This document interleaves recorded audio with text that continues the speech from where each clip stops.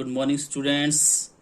आज हम पढ़ेंगे coordinate geometry unit 7 of 10th class mathematics. तो प्यारे बच्चों, सबसे पहले मैं इसका बेसिक बताऊंगा आपको। इसमें कौन कौन से फार्मूले इस यूनिट में प्रयोग होते हैं उनके बारे में जानकारी दूंगा, उनको कैसे याद करना है और कितने मार्क्स के क्वेश्चन इस एक्सरसाइज से आएंगे। तो सबसे पहले कोऑर्डिनेट ज्योमेट्री का मीनिंग हिंदी में होता है निर्देशांक ज्यामिति। डिस्टेंस बिटवीन टू पॉइंट्स, जिसको हम डिस्टेंस फार्मूला बोलते हैं। कैसे फाइंड आउट करते हैं? मान लो कोई हमारे पास 2 पॉइंट्स हैं A and B, x1 and y1 A के कोऑर्डिनेट हैं, x2 by2 बी के कोऑर्डिनेट हैं। अब कोऑर्डिनेट क्या होता है? जैसे मैं बोल रहा हूं x कोऑर्डिनेट, मतलब a में एक x का मान है और एक y का मान है। तो x क्या होता है?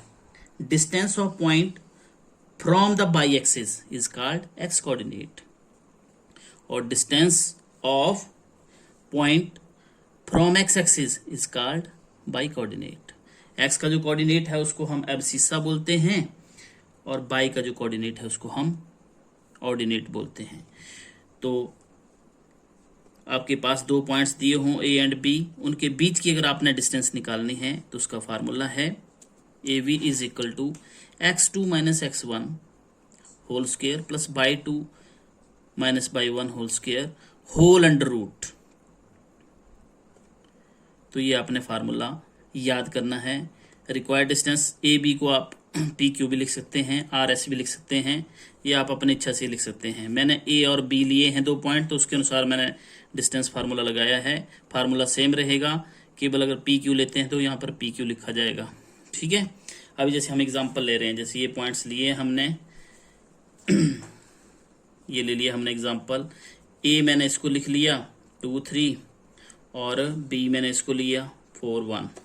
तो हेयर आप लिख देंगे जो A के जो पॉइंट्स हैं जिनको हम कोऑर्डिनेट बोलेंगे x1 और y1। x1 और y1 आपका ये आ गया x1 2 है और x1 आपका 2 है और y1 आपका 3 है। और इसी तरह से आपका x2 यहाँ पर 4 है और y2 आपका 1 है। अब आपने लिखना है डिस्टेंस फार्मूला। डिस्टेंस फार्मूला क्या है आपके पास? AV is equal to x2 minus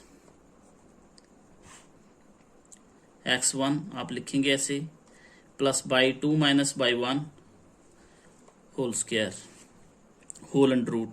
अब x2 आप भर देंगे, जो वैल्यूज है वो आपने भर देनी है। 2 minus x2 minus x1 4 minus 2 whole square plus y2 minus y1। अब आपको पता है 4 माइनस 2 किसके बराबर होता है? 2 प्लस 1 माइनस 3। छोटी रकम से जब बड़ी रकम घटाते हैं तो आंसर आपका माइनस में आता है। ये आपका आ गया इसके बराबर। तो इसके साथ क्या आ जाएगा? अब यहाँ पे मैं कर रहा हूँ इसको साथ में, ये बन गया आपका 4 प्लस 4, 4 2 बार हो गया, 4 प्लस 4 हो गया 8। 8 के आपने फैक्टराइजेशन करनी है। 2 2 ज़ा 4, 4 2 ज़ा 8, वर्गमूल में 2 2 के जोड़े बनते हैं। ये आपका साथ में जब आंसर आएगा उसमें लिखना है, यूनिट लगानी है साथ में आपने। तो ये एग्जाम में आपको 2 नंबर का क्वेश्चन आता है, तो इसको आपने अच्छी तरह से करना है। तो ये इसमें मैंने बताया आपको डिस्टेंस फार्मूले से 2 पॉइंट्स के बीच में डिस्टेंस कैसे निकाली जाती है, इसके बारे में हमने पढ़ा। ठीक है। उसके बाद आपका सेक्शन फार्मूला है। सेक्शन का मतलब होता है विभाजन। ठीक है। मान लो आपके पास कोई 2 पॉइंट्स हैं ए और बी, आप P के Q भी लिख सकते हैं इसको। मान लो आपके पास 2 पॉइंट हैं ए एंड बी, इसमें पॉइंट P जो है जिसके कोऑर्डिनेट x और y हैं, ये इस लाइन सेगमेंट को किस अनुपात में विभाजित कर रहा है? m1:m1। मतलब let P be the point which divides the join A and B in the ratio m1:m2। तो इसके लिए सेक्शन फार्मूला अगर आपने x के कोऑर्डिनेट निकालने हैं, x का फार्मूला है m1 x2 plus m2x1 upon m1 plus m2। ये x की वैल्यू निकालने का फार्मूला है। y की वैल्यू निकालनी है तो y2 plus y1 m1 m2 साथ में लगेगा। नीचे भी आप याद रखने का तरीका देखो कैसे करना है। आपको पता है जब आपने x का लिखना है तो आप लिखेंगे सीधा x2 plus x1 m1 plus m2। ये लिख दिया आपने। m1 इसके साथ लगाना है, m2 दूसरे के साथ लगाना है। ये m1 प्लस m2 लिख दो, x2 प्लस x1 लगा दो साथ में। और y को लिखने का तरीका ये आपका m1 m2 m1 plus m2 ऊपर भी लिख दिया, नीचे भी आपने लिख दिया। y वाले में क्या लगाना है आपने, y वाले में आपने y2 y1 लगा देना है। ये आपका सेक्शन फार्मूला है जिसमें आपने ये निकाल सकते हैं कि जो पॉइंट P है लाइन सेगमेंट AB को किस अनुपात में विभाजित कर रहा है। ठीक है, तो ये आपका सेक्शन फार्मूला है। उसके बाद आता है मिड पॉइंट फार्मूला।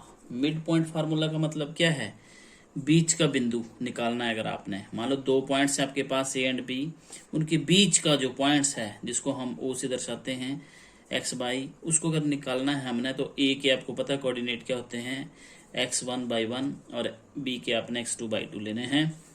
तो मिड पॉइंट फार्मूला आपके पास मतलब x जो है आपका x1 प्लस x2 बटे 2 होगा और y is equal to y1 plus y2 upon 2 के बराबर होगा। ये आपका मिड पॉइंट फार्मूला है। ठीक है, जब आपने मिड पॉइंट निकालना हो तो उसको हम ऐसे निकालते हैं। दूसरी बात, मैं मेन बात बताना चाहता हूं आपको, जब भी आपने पेज के ऊपर, कॉपी के पेज के ऊपर डायरेक्शन शो करनी है तो शो करने का तरीका ये है, इस तरह से आप बनाएंगे इसको। जो बाई एक्सिस होगा उसको नॉर्थ लिखते हैं और जो नीचे आता है उसको हम साउथ लिखते हैं। जो इस तरफ आता है राइट साइड पे उसको हम ईस्ट लिखते हैं और जो लेफ्ट साइड पे आएगा उसको हम वेस्ट लिखते हैं।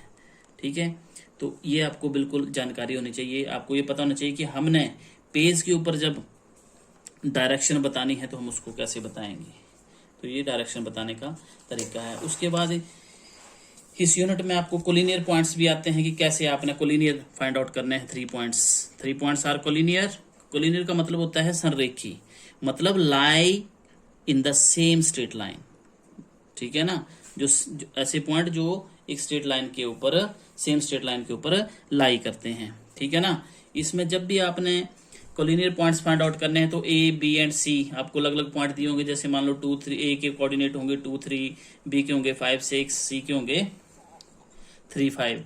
तो उसमें सबसे पहले आपने क्या फाइंड आउट करना है, A B आप डिस्टेंस फार्मूले से निकालेंगे, BC भी आप डिस्टेंस फार्मूले से, और C, ये 3 आपने लाइन सेगमेंट निकालने हैं, पॉइंट्स डिस्टेंस निकालनी है। अगर sum of any two is equal to the third one, अगर उनमें से किन्हीं दो का जोड़ तीसरे के बराबर आ जाता है तो वो आपके जो पॉइंट्स हैं वो कोलिनियर होंगे। ठीक है, तो ये कोलिनियर पॉइंट्स का मतलब sum of any two is equal to the third one. उसके बाद आता है एरिया ऑफ ए ट्राइंगल। ये इस यूनिट में जो भी फार्मूले प्रयोग होंगे मैं उनके बारे में बता रहा हूं। उसके बाद हम डिटेल में एक्सरसाइज वाइज करेंगे। तो उसके बाद आता है एरिया ऑफ ए ट्राइंगल। अब ट्राई का मतलब होता है 3, एंगल्स का मतलब होता है कोन। ऐसी बंद भुजाओं वाली आकृति जिसकी 3 भुजाएं हैं, 3 भुजाओं वाली बंद आकृति को हम बोलते हैं त्रिभुज। ठीक है, ट्राइंगल। अब ट्राइंगल में 3 कोने होते हैं ABC। पहचान क्या है इसमें, 3 साइड्स 3 एंगल्स। 3 साइड्स, त्रिभुज की पहचान 3 साइड्स एंड 3 एंगल्स, ये इसकी पहचान है। और क्या पहचान होती है, sum of 3 angles of a triangle is equal to 180 degree. Okay, तो इसका फार्मूला जो हम याद करेंगे, कैसे करेंगे, area of a triangle is equal to 1/2 into x1 into by2 minus by3 plus x2 by3 minus by1 plus x3 by1 minus by2। ये area of a triangle का फार्मूला है। 3 नंबर का क्वेश्चन आपको पेपरों में आता है ये। तो ये फार्मूला आपको अच्छी तरह से याद होना चाहिए। तो याद करने का तरीका, x1 लिखेंगे पहले, अगला छोड़। x1 1 के x के साथ आपने y के मान लिखने हैं, लेकिन लिखने कौन से हैं, 1 से आगे वाले 2 एंड 3। ठीक है ना, जब आपने x2 लिखना है तो y के मान लिखे जाएंगे आगे, पर लिखने कौन से हैं, 2 नहीं लिखना है, 3 और 1। उसके बाद 3 आ गया x3, तो x3 के बाद 1 करना 2, लिखने क्या है y के मान। ठीक है ना, बाई के कोऑर्डिनेट्स जो हैं, मतलब जो वैल्यू बाई वन मतलब बाई की होंगी, ठीक है ना, मतलब x1 plus x2 plus x3, x1 into by one minus by x1 into by two minus by three plus x2 by three minus by one plus x3 by one minus by two. उसके बाद इसी exercise से आपसे पूछा जाता है कि find the value of k if 3 points are collinear. अगर 3 पॉइंट्स आपके कोलिनियर होंगे तो तब आपने अगर उसको फाइंड आउट करना है तो उसका भी यही फार्मूला है कि एरिया ऑफ ए ट्राइंगल जो है वो 0 के बराबर होता है, ठीक है। अगर एरिया ऑफ ए ट्राइंगल 0 के बराबर आपने कर देना है, वहां से आपकी पॉइंट्स आपकी एक्स की मान जो भी है आपका वो निकल जाएगा यहाँ से। अगर ये 0 के बराबर आ जाता है तो आपके का मान यहाँ से निकाल सकते हैं। तो ये बेसिक था कोऑर्डिनेट ज्योमेट्री के बारे में। तो ये अपने फार्मूले आपने अच्छी तरह से तैयार कर लेने हैं। आज के लिए इतना काफ़ी है। नेक्स्ट हम 7.1 एक्सरसाइज जो है नेक्स्ट डे करेंगे।